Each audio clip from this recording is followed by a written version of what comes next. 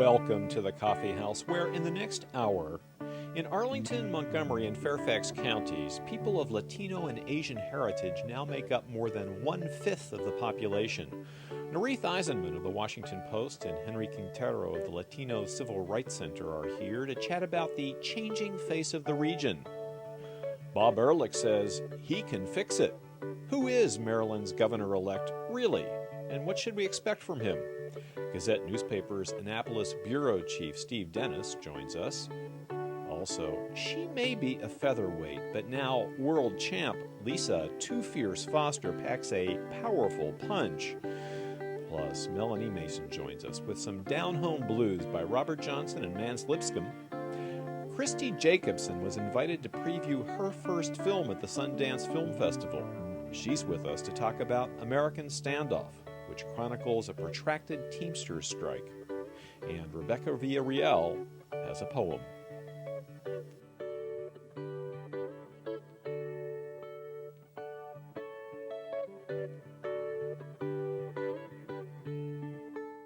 Welcome to the Forum at the Coffee House. The evidence is all around us. The Washington, D.C. area is changing, especially near-in suburbs like Arlington, Fairfax, and Montgomery counties.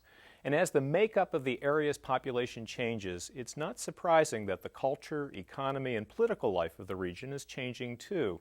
We saw some of that on November 5th when voters in Montgomery County elected Tom Perez as the first Latino to serve on the county council, and Ana Sol Gutierrez was sent to the State House of Delegates. And over in Prince George's County, Victor Ramirez was also elected to the Maryland House. Just how different is the region today than in the past, and what will these changes mean for our region's future? With us are Henry Quintero, director of the Latino Civil Rights Center of Maryland, and Nurith Aizenman. Nurith is the former executive editor of the New Republic and now a reporter for the Washington Post. Welcome both of you to the Coffee House. And Henry, let's start with you. Assess for us, if you will, the significance of the recent elections and what that tells us about the changing nature of the electorate and especially Latino power. I think it's a remarkable development that had occurred on November 5th. The fact that two candidates from Montgomery County were successful is an indication of the growing power of the Latino population in an economic, social, and now political sense. I think the landscape has changed and it will continue to change for the Hispanic population because we see it as a hardworking, family-oriented, relatively law-abiding part of the Montgomery County community, and it deserves further recognitions. And I'm very excited about what the future, the near future and long-distance future holds for the community. In what sense can you really say there is a Latino community? You're talking about people that come from many different countries, at least their forebears did, and perhaps hold to different views or hold different positions in the socioeconomic scale. And after a generation or two, don't they get pretty much integrated into racial categories of America? Well, I think that's perfectly true. It is not just Hispanics come from different parts of Latin America, different countries, but they are immigrants, and that is a glue that brings them all together, whether they're from Central America or South America. And it's true that that first generation, without culture or language capability, is handicapped. But the second generation is well equipped to take on economic and social roles, and there you see it in the role of Tom Perez and Ana Sol Gutierrez and Victor Ramirez as well, including also Gabriel Romero, who was elected to the Montgomery County School Board. So the process is that, and we see the young children speaking English as well as you and I, and this, again, the new generation is what's dynamic and attractive to, and it's a benefit to the county in general. Nurith, you've written a bit about differences within the Latino community between newcomers and people who are more settled, who are more anglicized perhaps, more economically able, perhaps. Yeah, I think it should be said that overall, first of all, although there's a lot of diversity among the Hispanic population in this area, they are dominated by El Salvadorans and Central Americans in general. So there is a sort of critical mass from a particular country. And to what extent are these new immigrants, and to what extent are they second, third generation? It's a mixture. And in certain areas, you have more of the newer immigrants. And for example, the Langley Park area, that's where you're going to see a lot of the newer arrivals, people who were not just born abroad, but who have arrived in this country fairly recently. And as you sort of spread out, you tend to see a little bit less of that as you kind of move through the counties.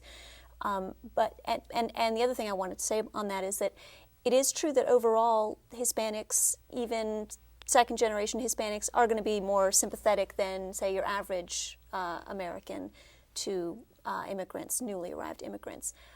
But that said, I think it is important to recognize that there isn't a monolithic view, and certainly we have seen instances, even in Langley Park, where the older arrivals are looking at the newer arrivals somewhat askance and taking a view towards them that's more similar than perhaps, which is something that's very common among immigrant groups. Exactly, and it's a trend that follows the sort of wave of American history when it comes to immigration.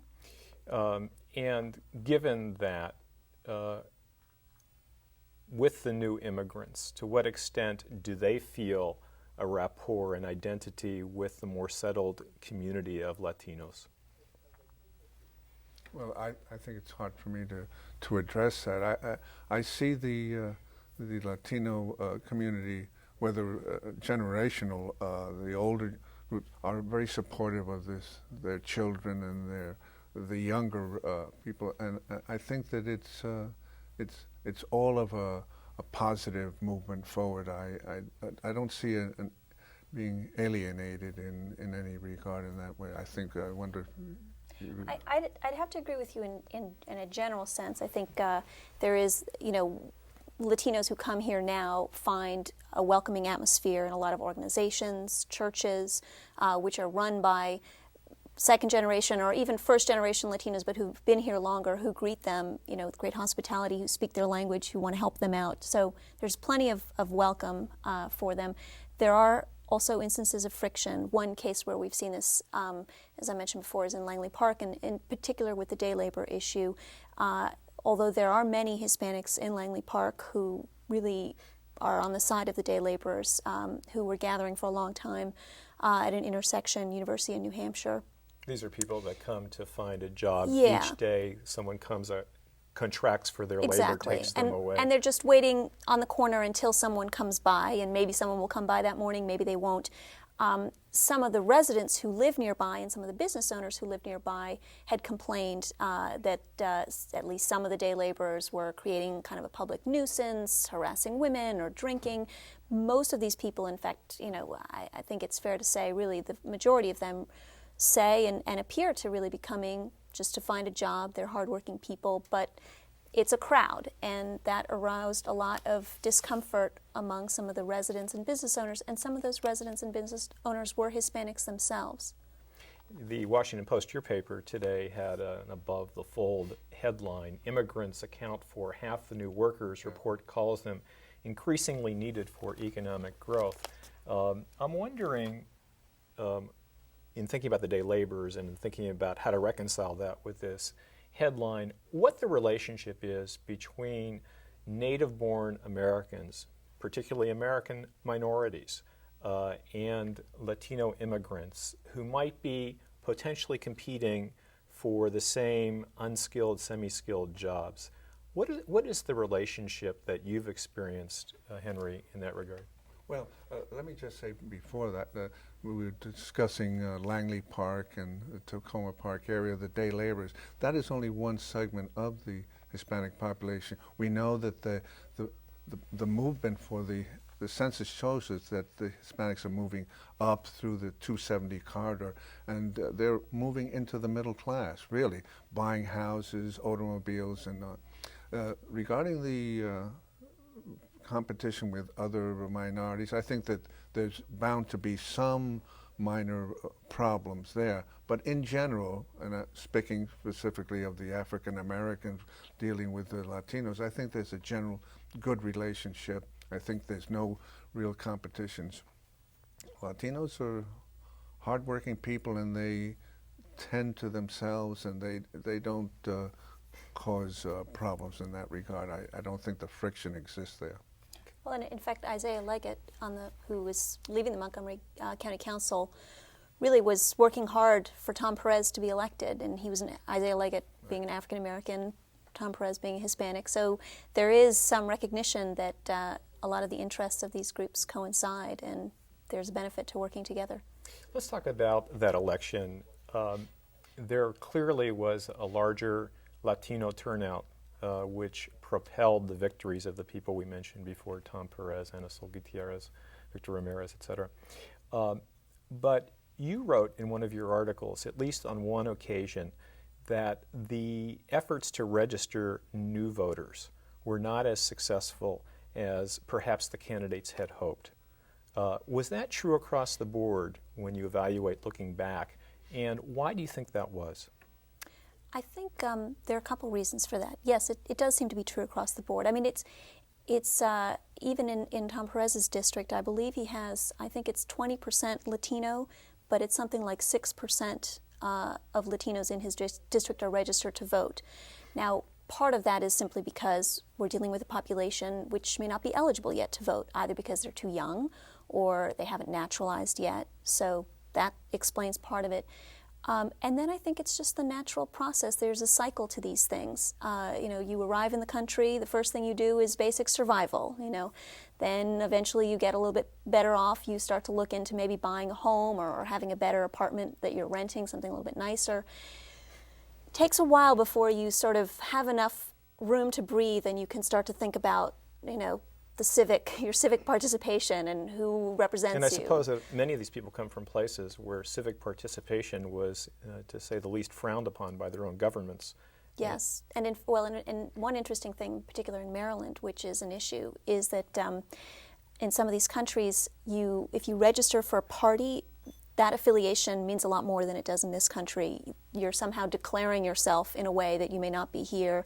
You may be sort of open to demands and duties by the party. So a lot of people, when they register as independents. And in Maryland, which is so overwhelmingly Democratic, if you are ultimately going to vote Democratic, you probably want to be registered Democratic so you can vote in the primary. So in fact, one of the things that some of these candidates, these Latino candidates that won, focused on was trying to get people to switch their affiliation from independent to Democrat.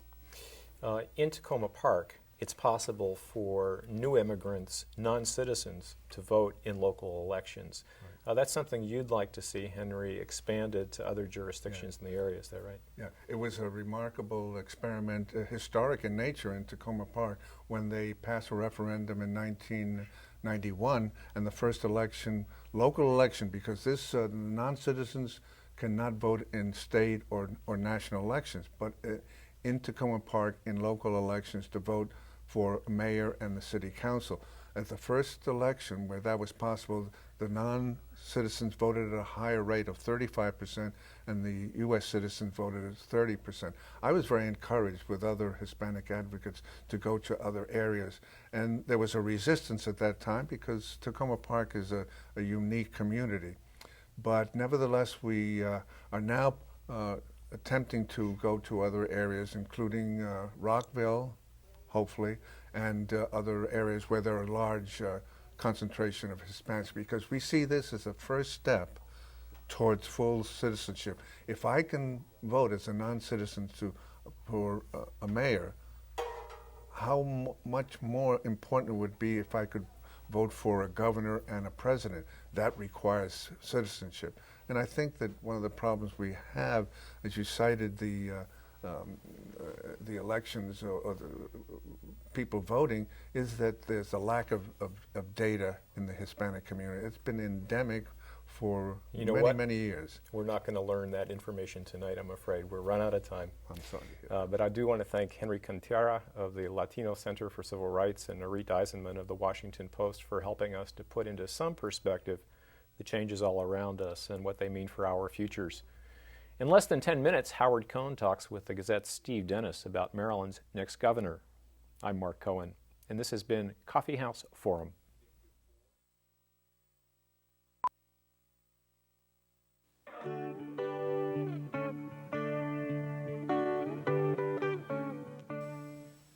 Lisa Foster may look like a fashion model, but don't expect to find her in Vogue.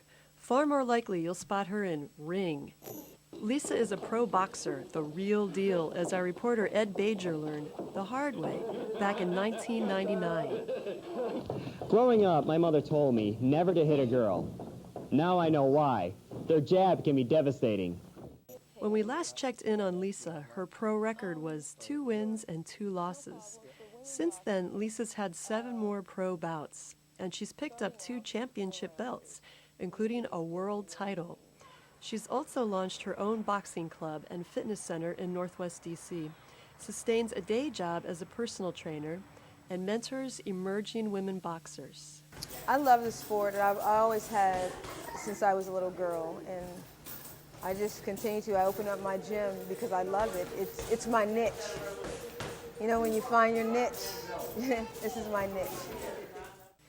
Lisa grew up in D.C., did a year of college, joined the Navy, then she married Gerald, her husband of 14 years.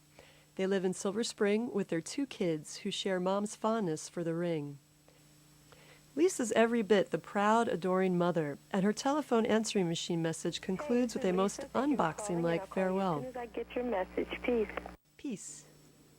That's out of the ring. In the ring, she's too fierce. For the last 6.5 years, Lisa's been on a 6 to 7 day a week training regime. She starts by loosening up and then shadow boxes. I'm working on slipping techniques. I'm working on more defense because my offense is pretty good, and I'm working on slipping and spinning out and stuff like that. You know, I had never really been taught that specifically, so I'm just learning more and more in each phase of my career. Then it's time to hone her ring craft. Those are the focus mitts, and the focus mitts get your timing on and test the strength of your punches and kind of help you with your slipping too. They work with all aspects of your training as far as offense and defense. So what I was doing is throwing punch combinations and trying to slip, and whatever he called, I had to do it, and whatever I didn't know, I had to work on. Veteran trainer Mike Hodge says he really enjoys working with Lisa and women boxers generally because, unlike some of the guys, they listen and pay their dues in the gym. Lisa estimates there are some 1,500 professional women boxers in the world. About 30% are Americans. That's a small enough number that the fighters know and assist each other. One of the best is Isra Raging Beauty Gergra of College Park, who holds 4 world titles, so Lisa could hardly ask for a better sparring mate to get her ready for a recent bout. Lisa, since I've known her, Lisa's always been an excellent fighter. She has great technique. She's not, one of those girls that wails and is wild. She has, basic technique and very good skills. And I think she will be a champion for a long time and probably get a few more titles. I like the way that she moved and used her legs, and I like the way that she was utilizing her jab when she did use it. She did some good slipping. She moved her head well, but just not enough of it. But all that's going to turn around. All in all, I give her probably a B.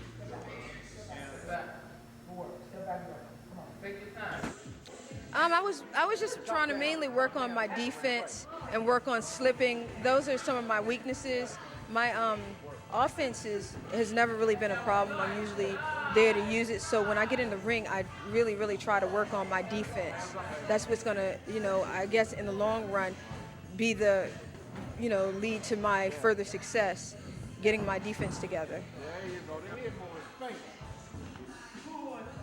Maybe that sparring session with Isra helped. Lisa handily won her next bout by a unanimous decision. But that was far from the biggest thrill of her career. That came against then junior featherweight champ Kathy Williams, a fight that Lisa prepped for 3.5 months, 4 hours a day. From a combination. And I don't know. I don't think she's coming up. Elbow 8 off, looking on, getting her the standing 8 count. Will she be able to continue? No, she won't. The new IFBA junior featherweight champion is Lisa Foster. It was like a 4-piece combination, 4 or 5-piece combination. And she went down and would not get up. And I think the odds against me winning were very high. It was like no way in the world that this woman who had 48 career fights was going to lose against me with only 9 fights. And it was just great. I knocked her out and I was just like so happy. I was so happy. Lisa would be even happier should a big payday come her way. But the marketplace sets the purses, and women boxers don't pack them in like a Mike Tyson or Sugar Ray Leonard. Still, if your dad was heavyweight champ, that helps sell tickets. Now, would I get paid for a championship fight, and maybe somebody like Layla Ali or Frazier or somebody with a bigger name would get paid, would be totally different. But I'll tell you the range. The range is between $3,500 and $125,000. So that's the range. For most of us, no amount of money would get us in the ring. Some people are like, girl, how do you get hit in your face? How do you take those punches? What do you use for your chest? What kind of protection do you use, you know? And I go into explaining it. I don't mind. And sometimes I get a little negative, you know, feedback. Not very much, though. Not like you would expect. Mostly guys. They're like, girl, why are you fighting? You shouldn't be doing that. You should be, you know. So sometimes I get that end of it. And from women, too. Mostly people that I love, they don't want me to do it because they don't want me to get hurt. They're more afraid of me not being able to talk in 5 years. But one thing I do have to say about that is I do take care of myself.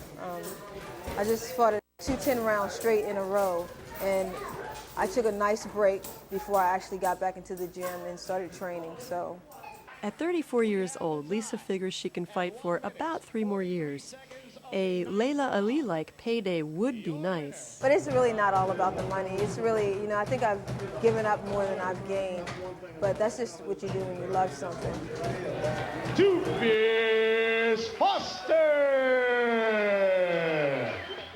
Lisa wants to stay in the sport and is thinking down the road about hosting a TV show that showcases women boxing and fitness. Meanwhile, she'll be fighting to hold on to this. For the Coffee House, I'm Dagmar Mika.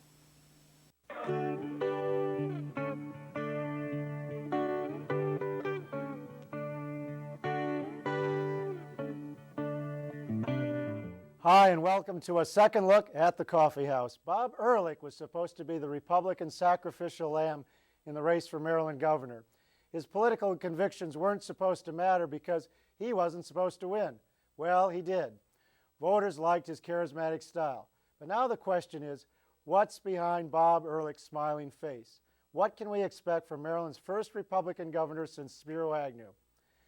It's Steve Dennis's job with the Gazette newspapers to get a handle on the new governor, and Steve is here in the studio. Welcome. Mm-hmm. Well, let's start with the young Bob Ehrlich. You could say he sort of had 2 upbringings, one in the real world where public schools, his dad was in auto sales and so on, and then a more rarefied upbringing, his college years, off to the Ivy League, hanging out with rich kids. Well, I actually got out to a private school education before college. Before college, all right. Through his dad's connections at the car dealership. It enabled him to go to places where kids with his upbringing, you know, growing up in a small row house in Arbutus, just didn't have those kinds of opportunities. And he excelled at football. When he got to Princeton, he was the captain of the football team. Right. And he preppy jock at that point. Right, but he wasn't the dumb jock. I mean, he really wanted to excel, not just academically, and not just athletically, but academically as well. He would be up late at night and proving that he could do it both academically and athletically. Okay, well, looking at him now, some years later, would you say you see the rowhouse Bob or the Princeton Bob? You really see both. You see the blue-collar Bob Ehrlich in sort of his style, how he talks to people. He's very comfortable just going up to people on the street and talking to them, and they really feel like he's a part of them. He can just move He's easily, very personable, can move, can speak their language. Knows the University of Maryland's fight song, that kind of stuff. I mean, he's kind of like, he has this guy's guy image that carries very well, but he also has he's very smart politically and understands. He's basically his own best political strategist, which certainly you couldn't say about Kathleen Kennedy Townsend. Right. No, she was her own worst enemy. But Bob Ehrlich moves very smoothly in traditional Republican circles at this point. Right. I mean, for a guy growing up in an Arbutus, in a row house, a very modest row house, but a very strong family roots. You don't really associate that kind of an upbringing with a guy who also moves very easily into country club settings. Right. And exactly. I've seen him talk to fat cats and they love him, and I've seen him talk to blue collar workers and they love him too. Yeah, so that's a gift. And the question is, as he moves into governing, and not just the whole campaign thing, whether or not he's going to be able to continue to move between those two different worlds. Are there any, looking back at his legislative record now in the state legislature and Congress, is there any defining moments that jump out at you that give us a clue as to how he'll act as governor? Well, I mean, he's in Congress. He's not really been the guy who's had a lot of legislation with his name attached to it. He's had a few things that local issues care about, things like steel workers, but he has been a guy who came into Congress in 1994 as part of the Gingrich Revolution, signed most of the contract with America, has been a pretty conservative voting record, and certainly that's something that Kathleen Kennedy Townsend tried to exploit in the campaign. But he contrasts that with his style, which is he comes across as a moderate guy. He doesn't breathe fire, and people aren't scared of him the way people were scared of Ellen Sauerbrei. So it's going to be interesting to see how he's certainly talked like I'm a moderate. The question is whether or not he can actually continue to govern like a moderate, and that'll be interesting. As far as his legislative career, the one thing that does jump out at you is his position on guns, where he has been against gun bans. He's against the Saturday night special gun ban, but I frankly I don't really expect him to do much on guns. No, I don't. It's probably not a central issue for the governor. It's a scare issue, but it's not an issue where he's going to gain or lose votes. So why is he going to? He's going to spend his time on things like the budget. Well, the budget, exactly. Let me ask you about that. $1 billion in debt. Is this, should we feel sorry for him, or is this a blessing in disguise for a Republican governor? Does he get to balance the budget on the top of the poor and the less powerful? Well, I mean, he's put out a series of principles. He's not crossing his heart and hope to die if he doesn't fulfill these principles. But these principles kind of box in his position, and he's not going to raise the income tax. He's not going to raise the sales tax.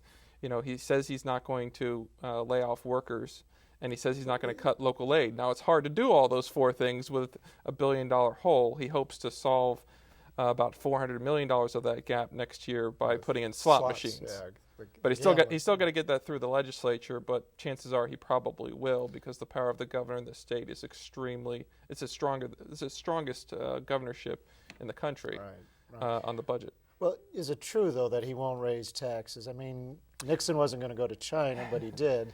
Well, it's possible that he could raise taxes, but they're not going to be the kind of taxes that I just mentioned. They're not going to be income taxes. It's not going to be sales taxes. You're going to see probably over the next few years a gas tax increase of a nickel to maybe even 10 cents a gallon, probably more like a nickel. A vehicle fee increase, which Doug Duncan also has proposed, a local vehicle fee increase of of $25. In Doug Duncan's case, we don't know what Bob Ehrlich is going to do, but he certainly said he wants to build the intercounty connector. He wants to make transportation a priority. There hasn't been a gas tax increase in the past 8 years, and he's been open to raising fees. Right. You call something a fee. It's not a tax. I know. That, It doesn't. You argue doesn't that, necessarily quack, but well, it certainly doesn't. It would be allowable under his set of principles. Right. Well, okay, he's going to build the intercounty connector, the ICC. Well, he says he will. He says he will, and let's assume that's important to him. What else is really important to him? If you had to pick 3 other things. Well, I think if he is able to, at the end of the day, in 4 years, he's going to hold up all the newspapers that said we have this huge deficit, and if at the end of the 4 years he's going to be, if he's able to balance the budget, okay, that's without raising taxes or having massive layoffs. Right. He's going to be able to say the economy continues to start doing well, and we're at Dow 10,000 a year from now.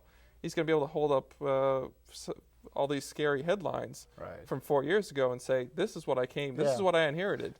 This is what I've got." At the end of 4 years, and a lot of people think that the fact that he's going to have to make some cuts is going to hurt him and hurt Republicans. But are there other things? Who knows? Are there other things that matter? Quickly. I think there are some things that basically the budget is his most important issue. There are other things like business, economic development. He's talked out. There's too much regulation in his mind that the state has had on things like land use and that sort of thing. He wants to see more growth, more economic development. High-tech jobs, is that his? He talks of cheerleading about high-tech jobs, but as far as actually any real programs, we haven't seen anything yet. Right. Well, okay. Is he going to succeed? Is he going to succeed? I think he's got an excellent shot, and it's going to be the real key is he going to be able to negotiate the difficulties of dealing with a very democratic legislature and competing interests between the right-wing conservatives in his party, who are going to be wanting a completely different agenda from the legislature. So he's going to have to negotiate between the right-wing impulses of some people in his party and having to govern with this democratic legislature. And judging from his history of being able to go between, appeal to different groups of people, and that's what got him elected. I think he's got a good shot. You give him a good shot. All right. Especially if the stock market continues to go up. Right. Okay. Thank you, Steve. Thanks to Steve Dennis of the Gazette newspapers for his insights into the mysterious political makeup of Maryland's new governor. Actually, I suppose mysterious is too strong a word. Bob Ehrlich is a Republican who will pursue a Republican agenda. Nonetheless, the time in his office very likely will be unpredictable as his election was in the first place. I'm Howard Cohen, and this has been A Second Look.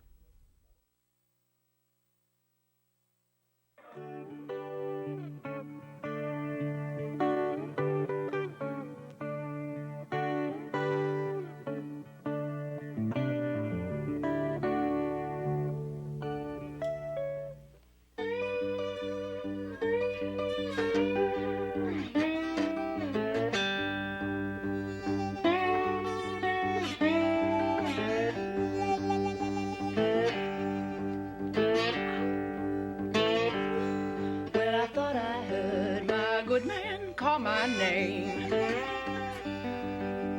He called it so nice and so plain. Down that road just as far as I could see. Thought I spied my old time used to be. Look down that road just as far as I could see. That road, but a ghost it must have been.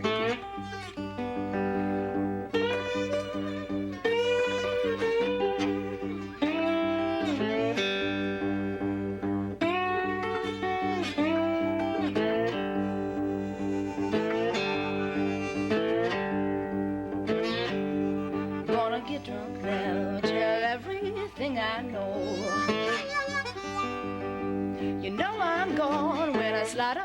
across your floor.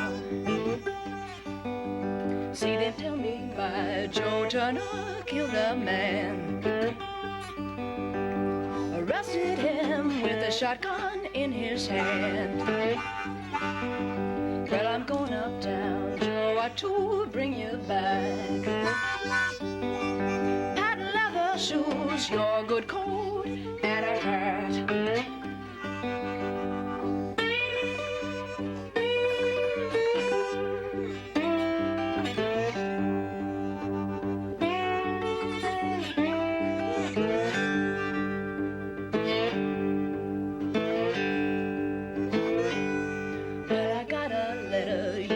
To had it read. Seal was broke, here's what that letter said. Girl, hurry home, the boy you love is dead. Hurry home, Joe Turner is dead. Well, I hung my head when I heard that letter read. Tears rolled down and I turned around and said,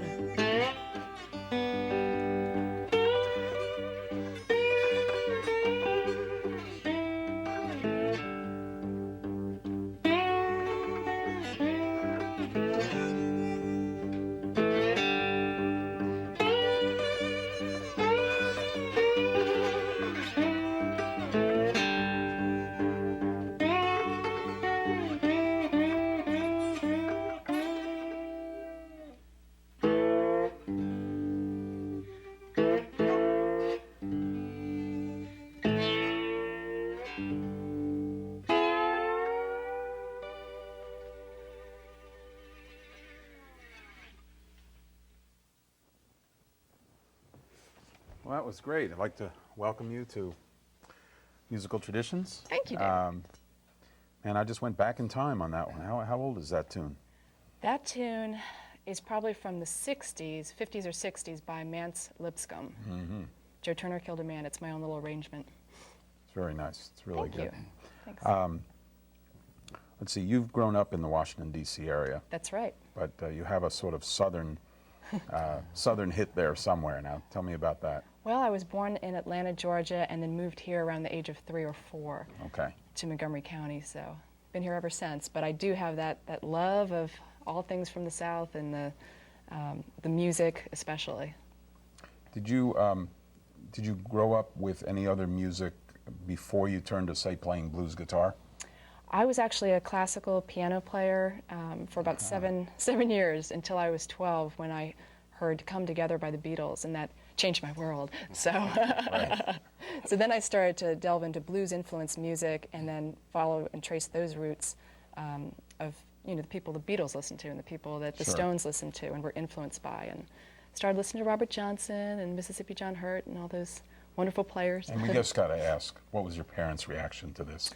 Well, my mom is a dancer, so okay. she's very artistic and wonderful, wonderful dancer, and so she was very supportive all my life of music.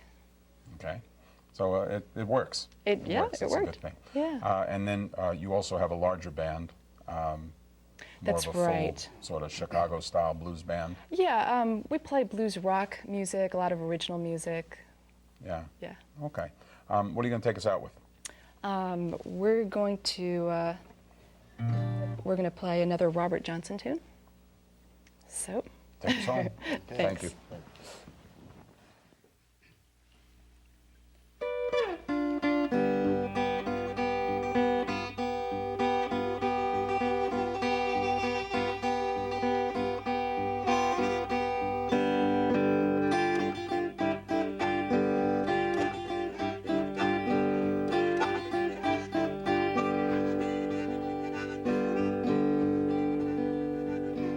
Stones in my pathway. Oh, and the road seems dark at night. I have stones in my pathway. Oh, and the road seems dark at night.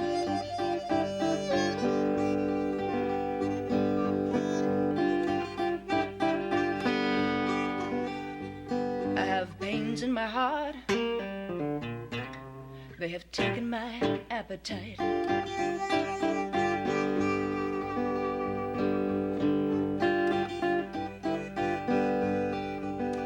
I have a bird to whistle.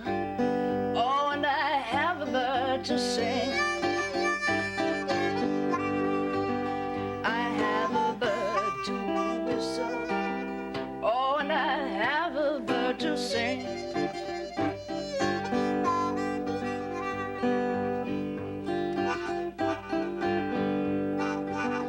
I have a man that I'm loving, but he don't mean a thing. Now you're trying to take my life, all my loving too. I am howling in the passway for you. What you trying to prove? I'm crying. Please, don't do me wrong.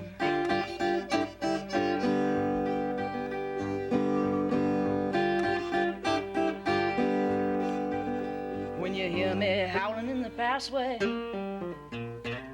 baby, please let me on home.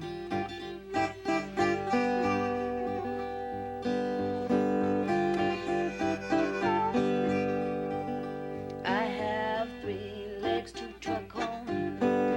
Boys, please don't block my road. I have 3 legs to truck home. Boys, please don't block my road.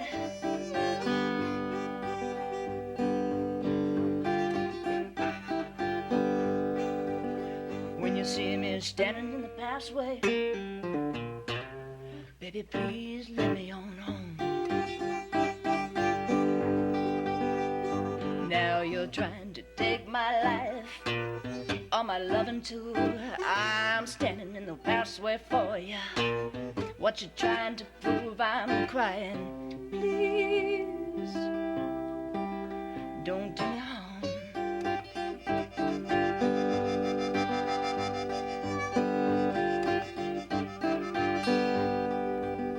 When you see me standing in the passway, baby, please let me in.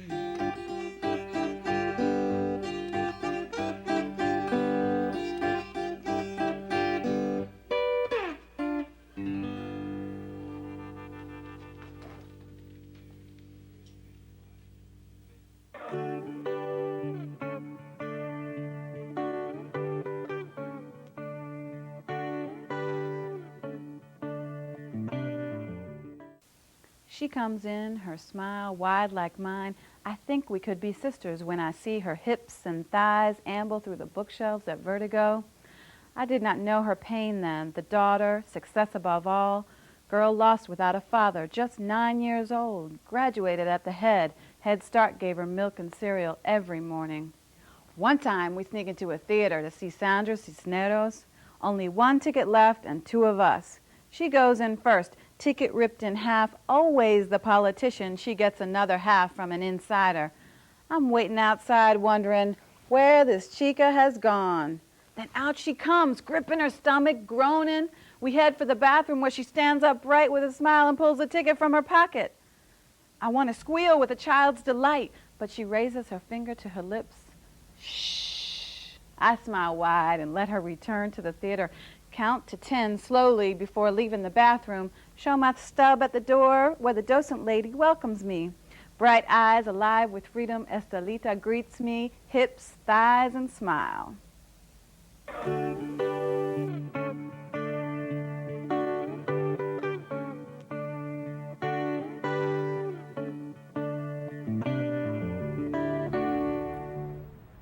Hello and welcome to Rewind at the Coffee House. Today it's my privilege and pleasure to be speaking with Christy Jacobson, whose excellent film, American Standoff, you might have seen on HBO. Thank you for joining us today, Christy. Thanks, it's an honor to be here. American Standoff tells the story of a strike. The Teamsters Union struck against the huge kingpin company, Overnight Transportation. Let's take a look at a clip from that film. All right, let's see what happens. By noontime, we'll We'll either be laughing or we'll be saying, how much money can we raise? You know? Can we get these guys out of jail? The corporate headquarters employees have been insulated from the effects of this strike. All right, we're going to hold back a little bit. Well, not today. They're not ready. We've got it done. Stop. We're going in. Go! Pull!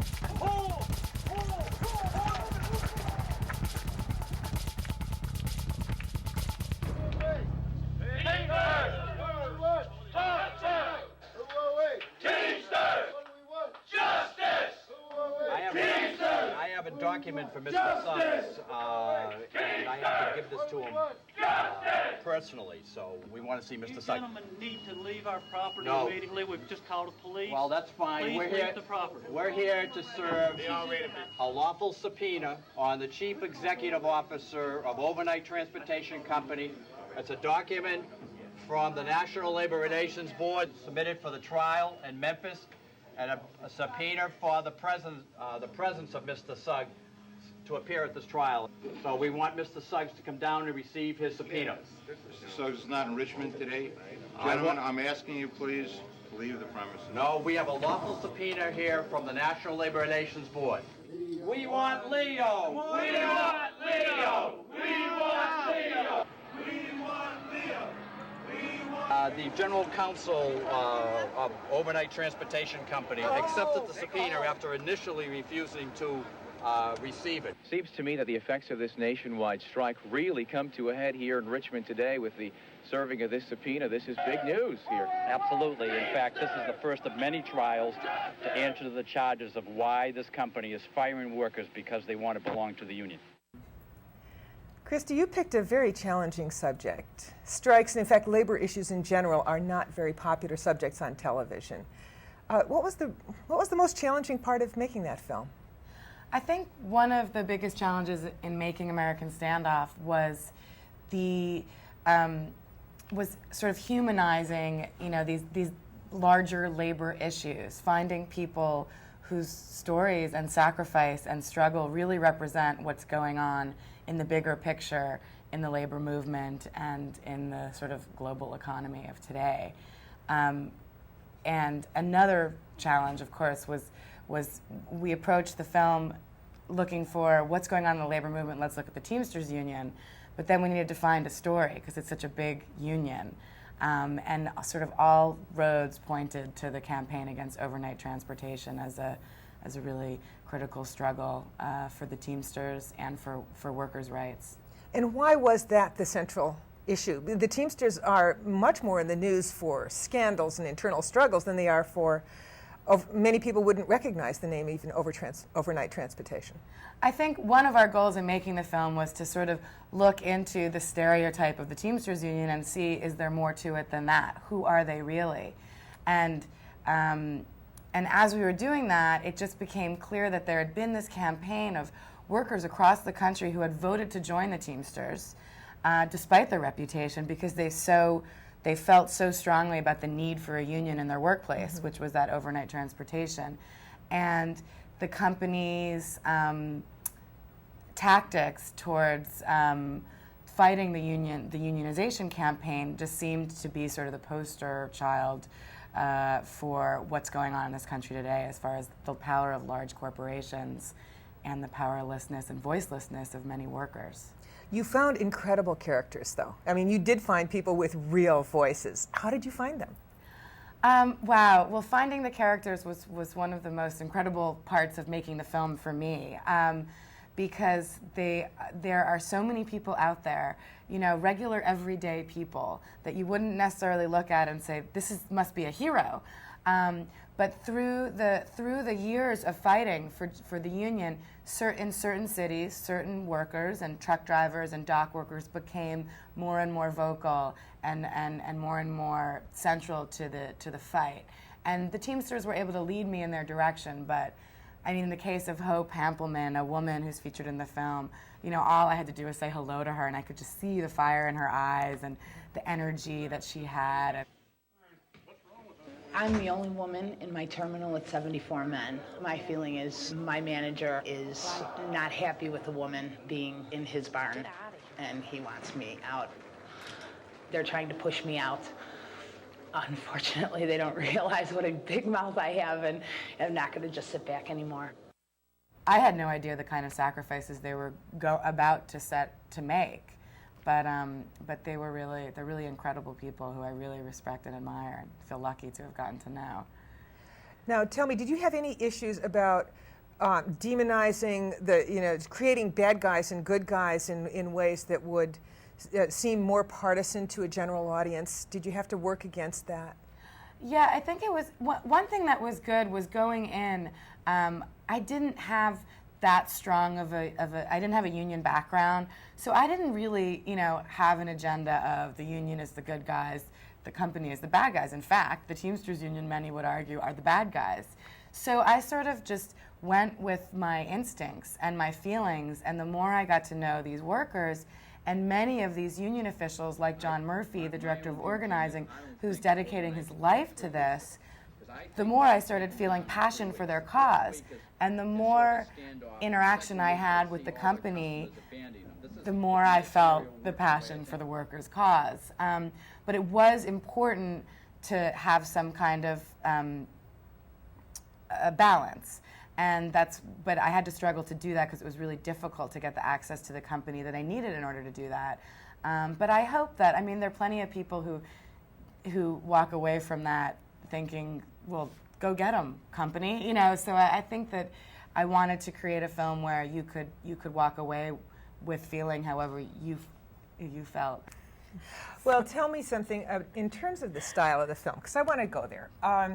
Because you raised this question of how do you engage? How do you tell the story through the character? Mm-hmm. You worked on this film. Barbara Koppel was your producer. She made Harlan County, USA in 1973, and since has really paid a lot of attention to labor issues. And you've worked with her company. You're now independent. Congratulations. Thank you. But in the years that you worked with Barbara and on this film, did you develop styles and skills that you can say, well, I did it this way because I thought it was going to be more effective? Yeah, I think one of the styles of nonfiction filmmaking that I think I really learned from Barbara and from my experience and years working with her is how important it is to let the people tell their story, and how important it is to develop the relationships and the trust with those people in order for them to feel comfortable and for their story to really come through. And I remember spending hours and days and weeks with many of the characters thinking, well, I wonder if I'm really getting anything. But I was, because I was getting, this relationship was building, and these moments where it seems like nothing's happening are often moments where poignant things are really happening internally. And I think that's one thing that is really important stylistically is not to tell the story, but to let the people tell their stories. Well, this brings up for me a question. How long did it take to do this film to establish those relationships? That sounds like a really long investment of time. It was a long time. We started the film in March of '99 and didn't finish it till December of 2001, January 2002. Wow. And in the beginning, the Teamsters Union is a big organization, and they're not used to having someone with a camera around all the time. And it was literally, I remember going up to Boston to film one meeting that was supposed to take place, but it kept getting postponed, and there were all different reasons, and I spent like 6 or 7 days with John Murphy, filming constantly. And of course, as the strike started and went into weeks and months and years, I think the time that we had to put in, or that I chose to put in, really did pay off. Makes me sad. I miss it. That's amazing. Well, you launched this film at the Sundance Film Festival, which is an extremely prestigious place for a film to be seen. And it's now being shown at a labor film festival. Can you talk to me a little bit about festivals and their roles, and what's the difference that a labor film festival brings? Well, I think as far as showing the film in festivals, it's the most incredible experience as a filmmaker, because you put your guts up there on a screen, and then you get to, I like to sit in the audience and watch the audience, and you see them laugh or cringe, or you see them feel. And that's the goal, you know, is to take the audience on a journey where they live and feel that experience that you've been on.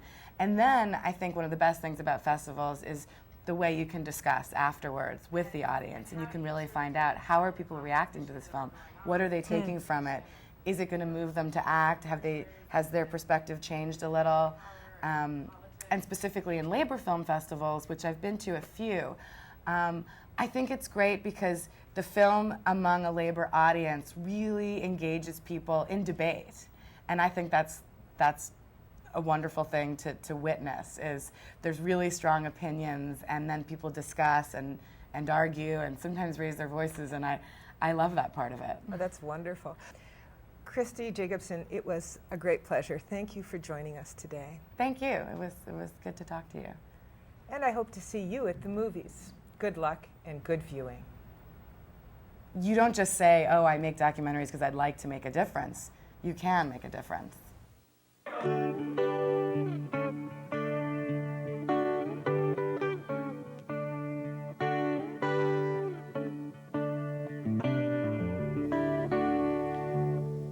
That's it for this time. See you next month in The Coffee House.